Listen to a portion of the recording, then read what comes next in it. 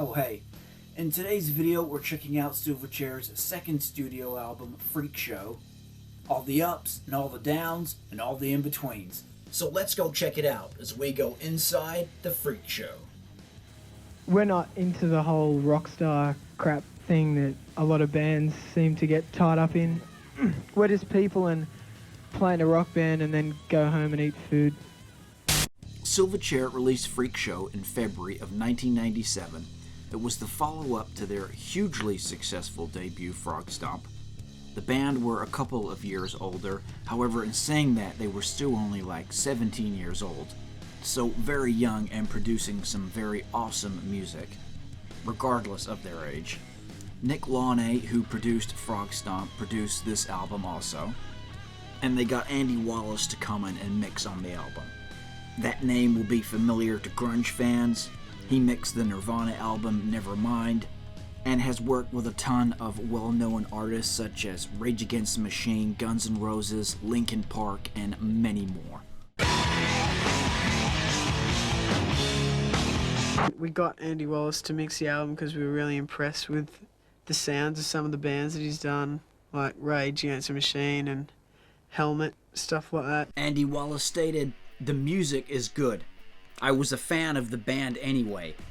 Then I heard the early rough demos from this record.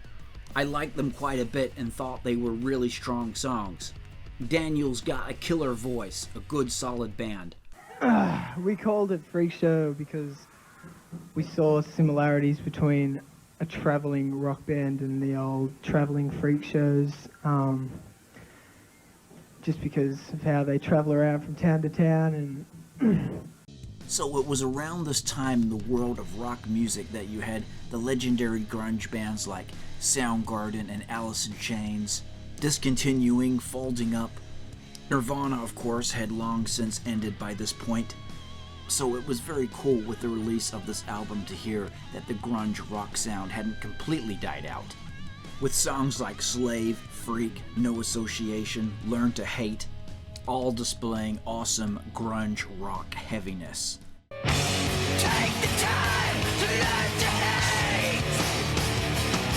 When people criticize us or compare us to other bands, we just usually don't really care.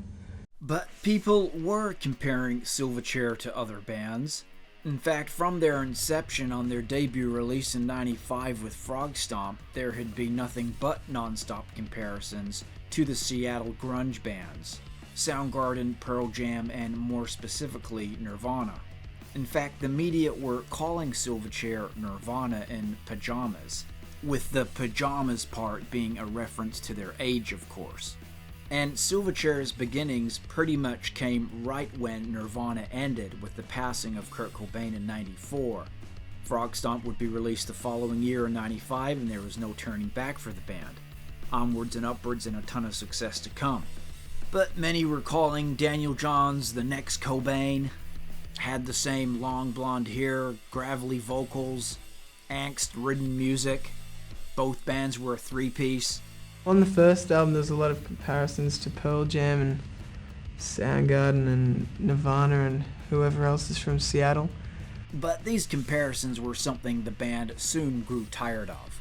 Daniel Johns said, "We always kind of liked that music, but we were never huge fans. Since we were about 12 years old, we were into Led Zeppelin and Black Sabbath and stuff like that." The album itself, and specifically the first single from the record, Freak, were a huge success for the band. But with that success, and the successes they had already experienced with their debut Frog Stomp, came a lot more pressures for the band. And it was following the success of Freakshow in '97 where lead singer Daniel Johns began to develop anorexia, the eating disorder that nearly took his life. Johns stated that due to the band's fame, when they returned back to Newcastle, his hometown, he was subject to bullying and all these things he couldn't control, but the one thing he could control was his eating. Johns had become a recluse and had confined himself to his bedroom. It was during this time that fans would camp outside his family home and critics would spray paint anti-Silverchair graffiti on the front fence if he did not leave the house. He had become estranged from his two bandmates, Ben Gillies and Chris Joannou. Johns said in his own words that if he didn't get the help he needed, he was going to become the next Kurt Cobain. I felt that bad. I didn't want to be that way, and I wanted to forge my own future. But it was from the help of their producer, Nick Launay. He was the one who helped Johns get back up and at it again and starting to record some of his new music. And this is where we would get the songs that would make the 1999 Neon Ballroom album.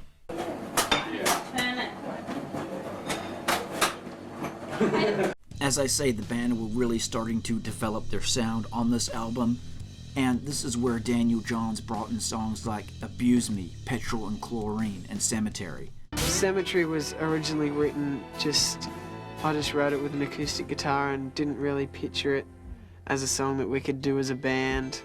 I just thought, it's not really the kind of song for us. So I held it back until about 3 days before we ended up making the record. And I'm kind of glad that we put it on. So this one goes down as one of Silverchair's very best, in my opinion. Very hard to separate this and Frog Stomp. As we know, in time, the band just went further and further away from this grunge rock sound, until it was pretty much completely gone. But if you're looking for the hard and heavy Silverchair, awesome grungy rock riffs, great vocals, and teenage angst, it's all here on this album, Freakshow. Thanks heaps guys for tuning in. Be sure to drop a like on the video, subscribe to the channel if you haven't already, and we'll catch you next time. Chris. Fucking flick that crap on me.